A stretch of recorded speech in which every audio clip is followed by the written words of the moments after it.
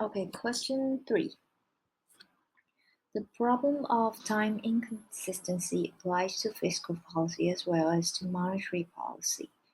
Suppose the government announced a reduction in taxes on income from capital investors, like new factories.